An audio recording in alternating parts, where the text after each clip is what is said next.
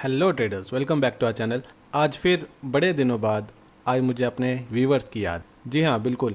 तो इतने दिन तक कहाँ था मैं, क्या कर रहा था मैं, और ये वीडियो ख़ास तौर पे मैं ऑप्शन ट्रेडर्स जो कि लॉस में है उनके लिए बना रहा हूँ, क्योंकि इस वीडियो में मैं कंप्लीट आपको बताऊँगा कि ऑप्शन ट्रेडिंग हमें क्यों नहीं करनी चाहिए। तो बने रहिए इस वीडियो में आखिरी तक। अगर ये वीडियो आपको पसंद आए तो एक लाइक ज़रूर कर देना और साथ ही साथ इसको शेयर ज़रूर कर देना। तो चलिए फिर शुरू करते हैं आज का वीडियो।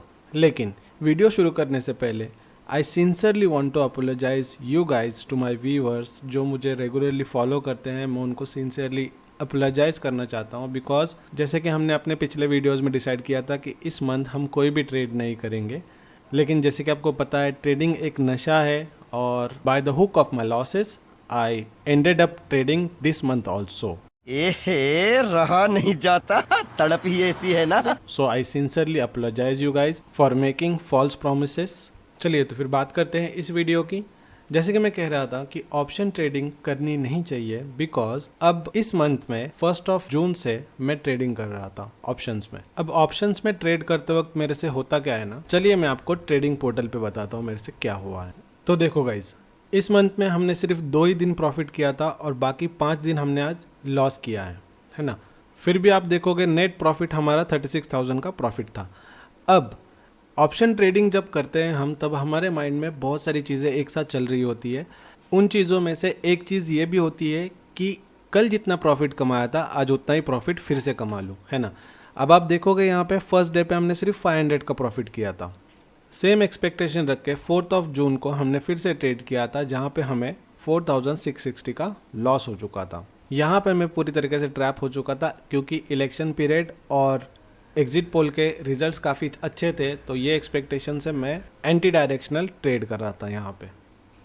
नेक्स्ट डे 5 जून को हमने ओवरऑल 43,000 का प्रॉफिट किया था, looking at upward rally post downfall. अब मेरी ट्रेडिंग यहाँ पे यहाँ तक 5 जून तक ठीक थी, सही थी, but then once I had a big profit, then मेरी ट्रेडिंग नेक्स्ट डे से फिर से ख़राब हो रही थी, because I was expecting same profit again next day. तो जहाँ पे हमने फिर से ऑलमोस्ट 7,500 का लॉस किया था।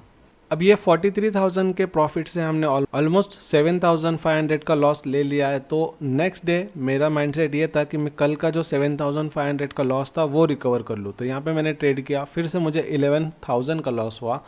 अब यहाँ पे देखो, इन 2 दिनों में ऑलमोस्ट मैंने अपने प्रॉफिट का हाफ यहाँ पे लूज़ कर ही दिया, है ना।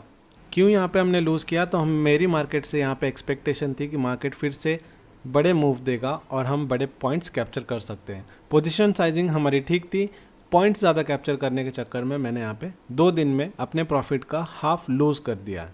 अब यहाँ पे हमें कंफर्म ये तो पता चलता है कि ऑप्शन ट्रेडिंग में जितने जल्दी प्रॉफिट होता है उतने ही जल्दी लॉस भी हो जाता है ना। तो ये एक फर्स्ट ड्रॉबैक है ऑप्शन ट्रेडिंग में।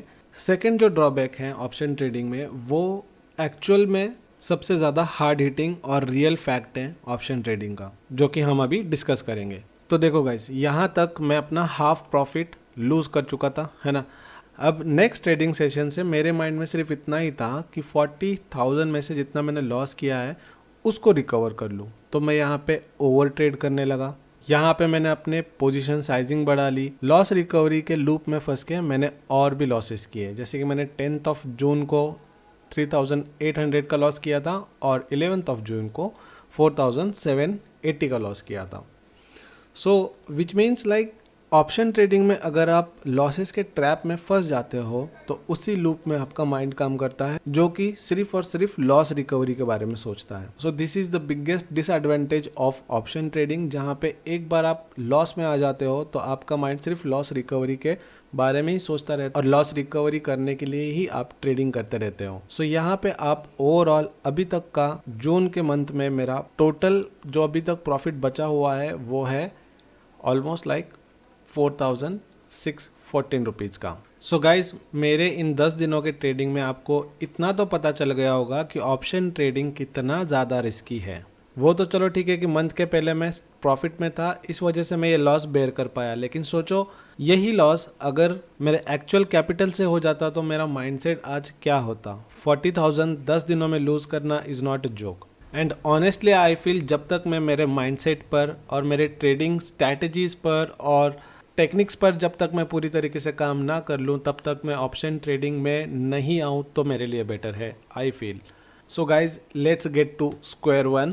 Let's learn it first and then we will start option trading again. Till then, what I'll do, I'll make analysis videos as I was doing earlier. Second thing, live market में strategies back testing जो मैं videos बना रहा था आप लोगों के लिए और मेरे लिए ख़ास तौर पे, तो मैं वो भी बनाता रहूँगा जिससे मैं अपने माइंडसेट पे काम कर सकूँ और मेरे स्ट्रैटेजीज की विनिंग एंड लूजिंग स्ट्राइक्स पता कर सकूं. अगर वो वीडियोस आपने ना देखी होगी तो मैं यहाँ पे आई बटन में वो वीडियोस की लिंक ऐड कर दे रहा हूँ, आप ज़रूर जाके देखिएगा. और साथ ही साथ इस वीडियो से अगर आपके नॉलेज में 10% का भी इम्प्रूवमेंट हुआ हो या फिर ऑप्शन ट्रेडिंग कितना रिस्की है ये पता चला हो तो गाइज इस वीडियो को एक लाइक ज़रूर कर देना और अपने थॉट्स कमेंट में ज़रूर मेंशन करना. ठीक है जी, so that's it for the day.